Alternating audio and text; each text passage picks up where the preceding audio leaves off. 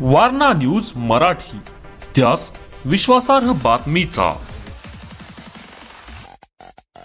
कोल्हापूरसह कर्नाटकाला सुद्धा पाणी पुरवठा करण्यासाठी अत्यंत महत्त्वपूर्ण असणाऱ्या काळमवाडी धरणाच्या गळतीच्या कामाच्या आज एकूण प्रत्यक्ष चाललेलं कामकाज पाहणी करण्यासाठी आज आपण सर्वजण या ठिकाणी आलोय.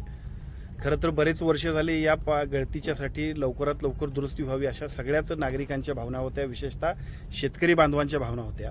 त्यासाठी शासनानं मागच्याच सरकारमध्ये यासाठी निधीची मंजुरी केली आणि प्रत्यक्ष कामाची सुरुवात व्हायला थोडीशी उशीर झाली. प्रत्यक्ष टेंडर प्रक्रियेने हे सगळं काम सुरू व्हायला उशीर झाला होता. या कामाची गती, वस्तुस्थिती आणि त्याचबरोबर हे लवकरात लवकर पूर्ण व्हावं यासाठी आज स्वतः आम्ही सगळ्याच मंडळीने जलसंपदा अधिकाऱ्यांच्या बरोबर या ठिकाणी पाहणी केली. या पाहणीमध्ये ज्या पद्धतीनं चाललेलं कामकाज आहे त्या कामकाजामध्ये अजूनही गती वाढवणं आणि कोणत्याही परिस्थितीमध्ये 1 ते 20 जूनपर्यंत सुद्धा म्हणजे पावसाचा प्रत्यक्ष सुरुवात होण्यापूर्वी जास्तीत जास्त कामाची पूर्तता करणं आवश्यक आहे, त्याबद्दलच्या सुद्धा सूचना दिल्या. विशेषतः हे 2 टप्प्यात काम होणार आहे. या वर्षी जे काम करता येईल तेवढं काम, जितकं पाणी खाली जाईल तिथपर्यंतचं काम करण्याबद्दलचा निर्णय झालेला आहे आणि त्याच्यानंतर उर्वरित काम आहे ते पुढच्या वर्षी होणार आहे.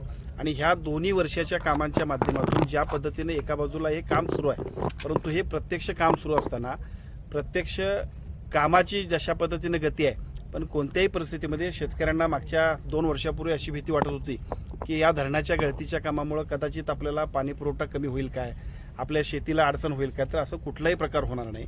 शेतकऱ्यांची कोणतीही गैरसोय न होता अतिशय योग्य पद्धतीने हे काम सुरू होणार आहे आणि सुरू झालेलं आहे. अतिशय चांगल्या पद्धतीनं योग्य मॉनिटरिंग जलसंपदा विभागाचे लोक करत आहेत आणि अनेक वर्ष शेतकऱ्यांच्या मनामध्ये, सर्वसामान्य कोल्हापुरातल्या प्रत्येक नागरिकाच्या मनामध्ये एक भावना होती की ही गळती दुरुस्त होणं आवश्यक आहे. तर त्याबद्दलचं राज्य शासनाने घेतलेलं पाऊल अत्यंत सकारात्मक पद्धतीनं जलसंपदा विभागाचे सगळे टीम अतिशय चांगल्या पद्धतीने काम करते.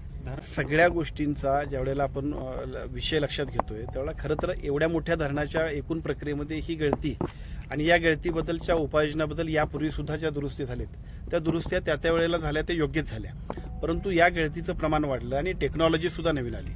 विशेषतः यावेळच्या गळतीच्या एकूण प्रमाणामध्ये टेमघर धरणामध्ये ज्या पद्धतीनं दुरुस्तीसाठी CWPRS ही जी काही केंद्र शासनाची यंत्रणा आहे त्यांच्या कन्सल्टन्सीनं आणि त्यांचे जे काही टेक्निकल एक्सपर्ट्स आहेत त्यांनी जी ओपिनियन्स दिली की जी देशभरामध्ये सगळीकडेच अतिशय चांगल्या पद्धतीने स्वीकारली जातात, अशा CWPRSच्या सगळ्या एक्सपर्ट्सनी या ठिकाणी व्हिजिट केली.